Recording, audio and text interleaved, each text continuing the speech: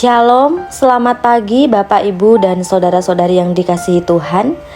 Kita akan bersama-sama merenungkan kebenaran firman Tuhan. Mari kita berdoa. Bapa di sorga, kami bersyukur pagi hari ini Tuhan masih memberikan kami nafas kehidupan. Pagi hari ini kami datang ke hadirat-Mu dengan penuh kerendahan hati. Kami sadar seringkali kesibukan dan tantangan hidup membuat hati kami menjadi keras dan mudah bersungut-sungut. Melalui renungan pada hari ini, kami memohon Tuhan jamahlah setiap hati kami, lembutkanlah tanah hati kami, agar benih firman-Mu dapat tumbuh dan berbuah. Jangan biarkan kami hanya menjadi pendengar, tetapi jadikanlah kami sebagai pelaku-pelaku firman yang setia. Dalam nama Tuhan Yesus, Sang Firman yang hidup, kami berdoa. Amin. Bapak, Ibu, dan saudara-saudari yang dikasihi Tuhan, kita akan merenungkan firman Tuhan dalam kitab Mazmur pasal 95 ayat 1 sampai 11. Ayat 1 dikatakan demikian: Marilah kita bersorak-sorai untuk Tuhan, bersorak-sorak bagi gunung batu keselamatan kita. Tema renungan kita pagi hari ini, bahaya hati yang keras di tengah ibadah yang meriah. Bapak, Ibu, dan saudara-saudara yang dikasihi Tuhan, Mazmur 95 adalah salah satu pasal yang unik karena strukturnya terbagi menjadi dua kontras yang tajam. Sorak-sorai kemenangan di awal dan peringatan keras di akhir. Pemazmur seolah ingin mengingatkan kita bahwa menyanyi di gereja saja tidak menjamin hati kita sinkron dengan Tuhan. Melalui firman Tuhan ini, ada beberapa poin yang perlu kita perhatikan bersama.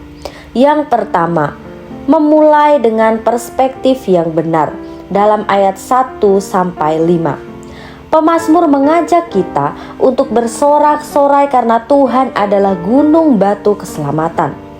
Seringkali kita datang kepada Tuhan dengan membawa daftar keluhan terlebih dahulu. Namun, Mazmur ini mengajarkan kepada kita untuk melihat siapa Dia sebelum melihat masalah kita. Dia adalah pencipta samudra dan daratan. Segala isi bumi ada di bawah kendalinya. Bapak, Ibu, dan saudara-saudari yang dikasihi Tuhan, sukacita dalam ibadah bukan karena situasi kita sedang baik, tapi karena Tuhan kita sangat besar.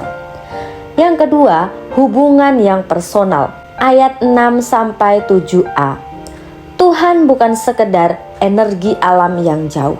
Dia adalah gembala dan kita adalah domba tuntunannya. Hubungan ini menuntut kerendahan hati, disimbolkan dengan ajakan untuk sujud menyembah dan berlutut. Ibadah tanpa sikap hati yang tunduk hanyalah sebuah pertunjukan musik. Dan yang ketiga, peringatan, suara Tuhan versus hati yang keras. Ayat 7b sampai 11. Bagian ini adalah plot twist dari Mazmur ini. Setelah diajak bersukacita, tiba-tiba nadanya berubah menjadi serius. Hari ini sekiranya kamu mendengar suaranya, janganlah keraskan hatimu. Pemazmur merujuk pada peristiwa di Masa dan di Meriba, di mana bangsa Israel bersungut-sungut meskipun mereka baru saja melihat mukjizat Tuhan yang luar biasa. Hati yang keras bukan berarti tidak percaya Tuhan ada, melainkan kehilangan rasa percaya pada kebaikan Tuhan saat padang gurun kehidupan terasa panas. Akibatnya, mereka tidak masuk ke tempat perhentian atau Kanaan. Bapak, Ibu, dan saudara yang dikasihi Tuhan, sangat mudah bagi kita untuk menyanyikan lagu pujian yang megah di hari Minggu, seperti yang dikatakan dalam ayat 1 dan 2. Namun tetap memiliki hati yang keras dan bersungut-sungut pada hari Senin, seperti peristiwa di Meriba.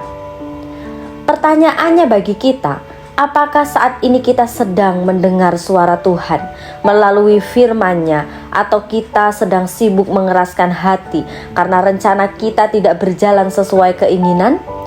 Tuhan tidak hanya menginginkan suara nyanyian kita, Dia menginginkan hati yang lembut dan mau dituntun.